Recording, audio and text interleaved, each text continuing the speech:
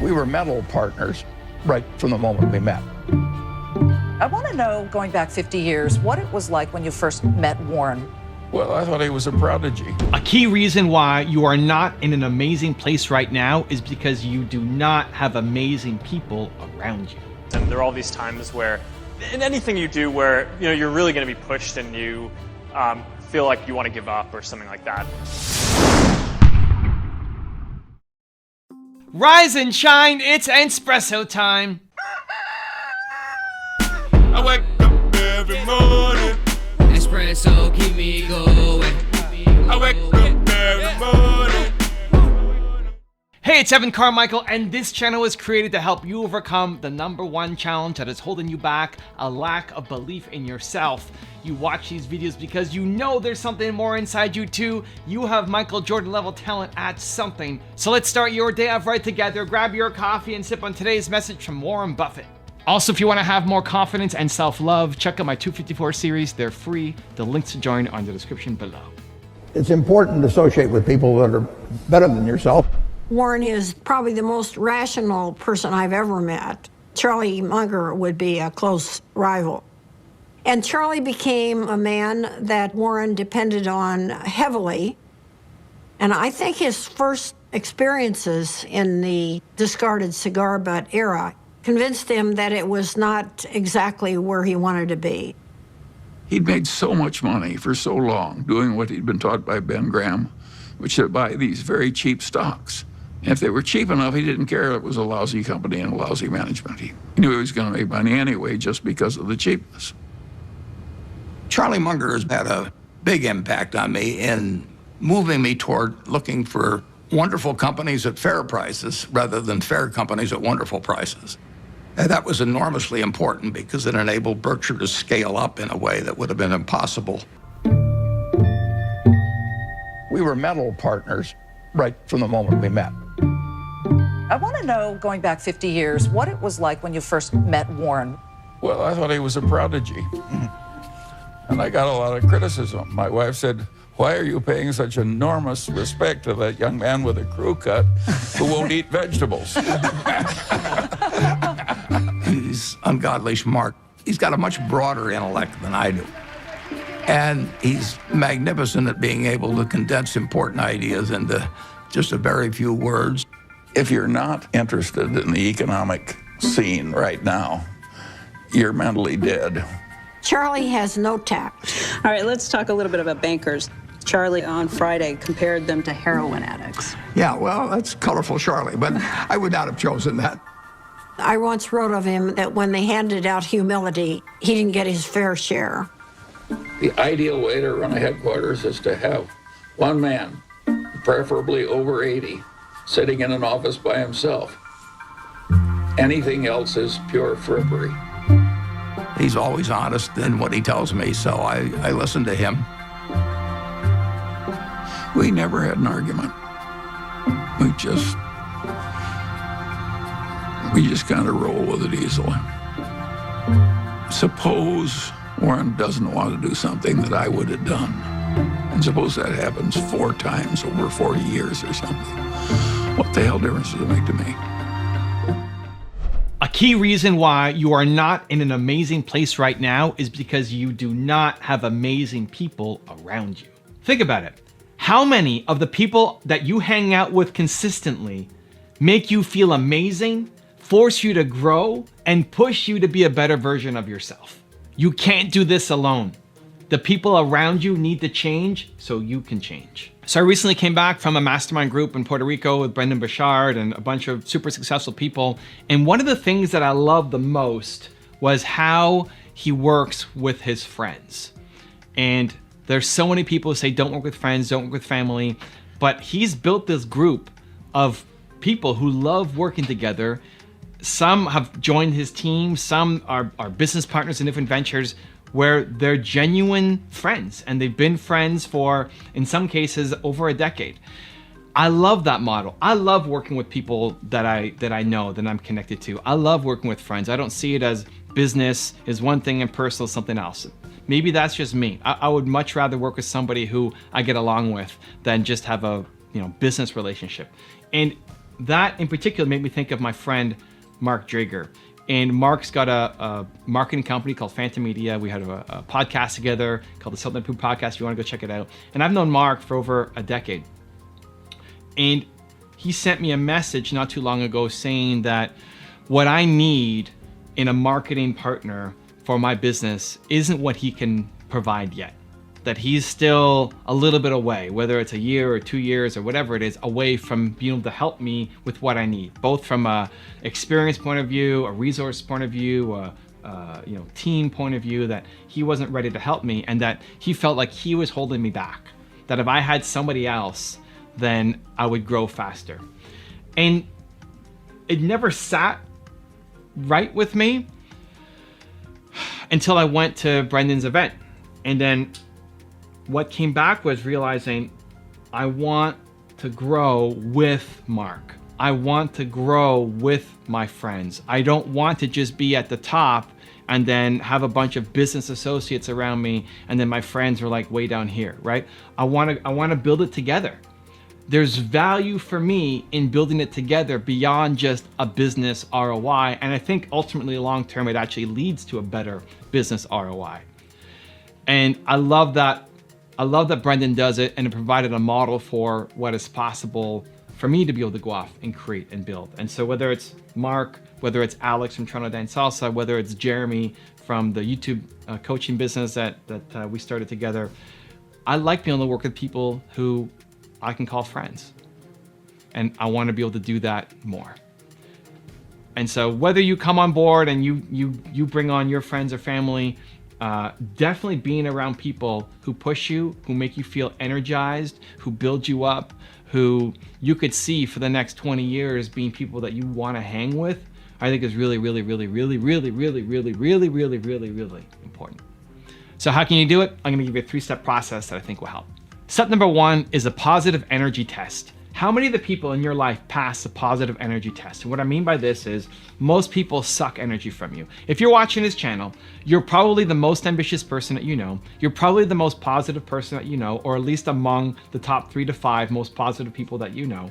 You probably want to make changes more than anybody you know. And that's a really tough spot to be in. So as a result of that, you're giving your energy to other people. And then when you leave them, you might feel fulfilled that you helped, but you feel drained. Especially when people are not taking the feedback, are not trying to grow, or just complaining, or just finding reasons why they can't do it. And it's one of the most frustrating things in the world to see so much potential in somebody and then they don't see it in themselves and just give you excuses why they can't when you know that they can. They're draining you. And so you have to look at who are the people in your life who actually give you energy. That when you hang out with them, time flies by and you leave feeling more inspired than when you got there. When I went to Brendon's event in Puerto Rico, there was 20 something of us, and every day it was a long day. We woke up, sunrise, got to a round table where we would start masterminding around, and then I didn't get back until 10 o'clock at night.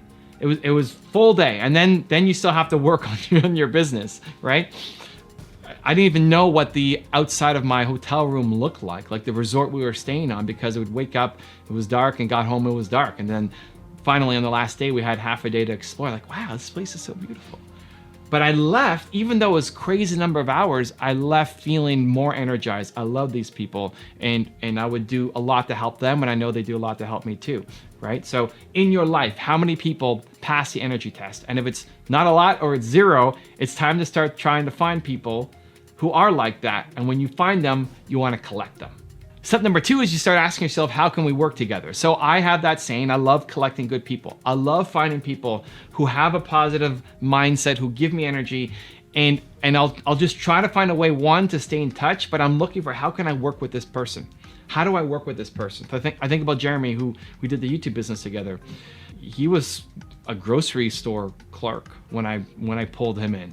And I had this idea driving through the desert and said, hey, I want to work with you. Here's what I want you to do.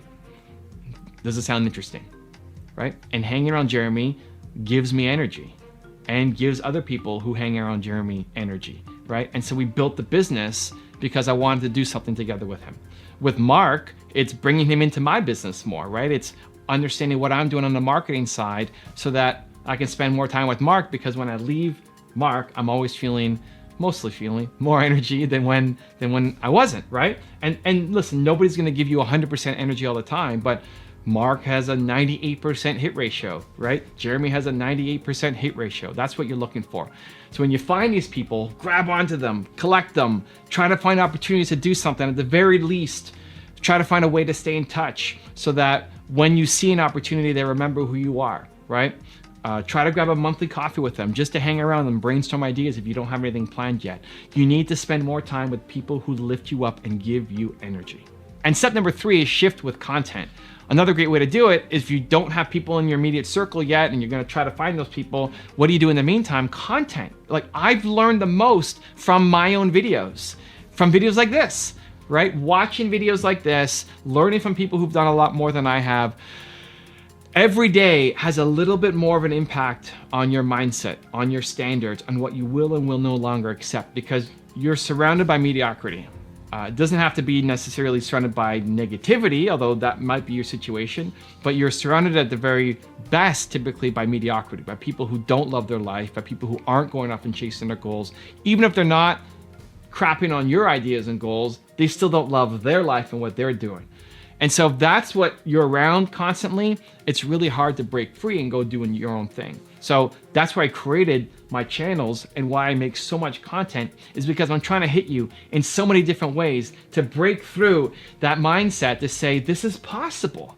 To say, hey, learn from Warren Buffett, learn from Tony Robbins, learn from Steve Jobs, learn from Oprah Winfrey, learn from Evan Carmichael, learn from these people. And hopefully it starts to shift. We're gonna shift and pull you. And every day you might not notice the difference, but if you look back, if you watch videos from people who you admire every day for 3 months, for 6 months, for 12 months, I guarantee you, you will not be the same person.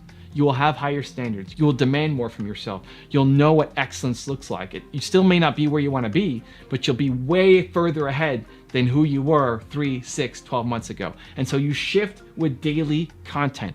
I can't stress it enough. Whether it's my videos or somebody else's videos, maybe you hate my videos, awesome. Go to somebody else. Go find other people's videos or books or podcasts. Every single day you have to be stretching your comfort zone, shifting your mindset, and pulling up the ladder of greatness to accomplish what you know you're capable of accomplishing. Now I've got a really special bonus clip that I think you're gonna enjoy. But before that, question of the day, I wanna know, who are the 3 people either in your life or people who you look up to and respect that you've never met, but they're online, you're consuming their content. Give me 3 people who give you energy every time that you are around them, consuming them, talking to them. Let me know, put it down in the comments below. And if you're still here and you made it this far and you are committed to taking action in your life, I want to celebrate you. Give me a hashtag believe down in the comments as well.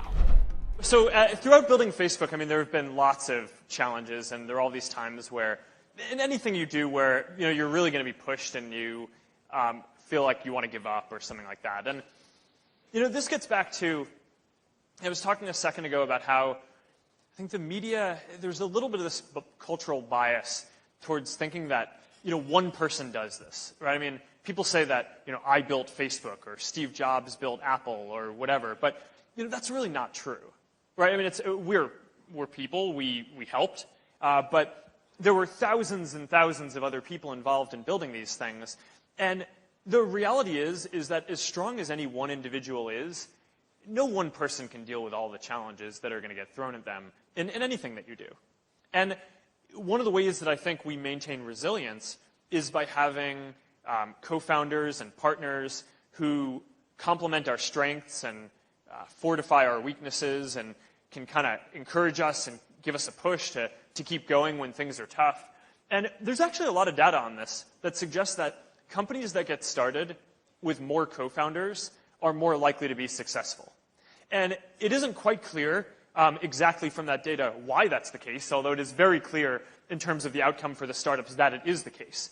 But I would guess that the reason why that's the case is because of this resilience point, where people who start something by themselves, I just think there's no way that any one person can overcome all of the different things that you need to do to build a startup or take on any kind of other project in the world.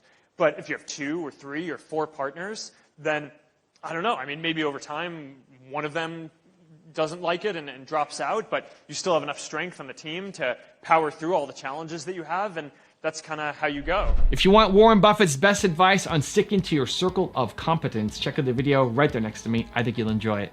Continue to believe, and I'll see you there. But there's a lot of games I miss. I would have missed, I would have missed Microsoft even if I got into Nobel earlier or something. Those just aren't my games.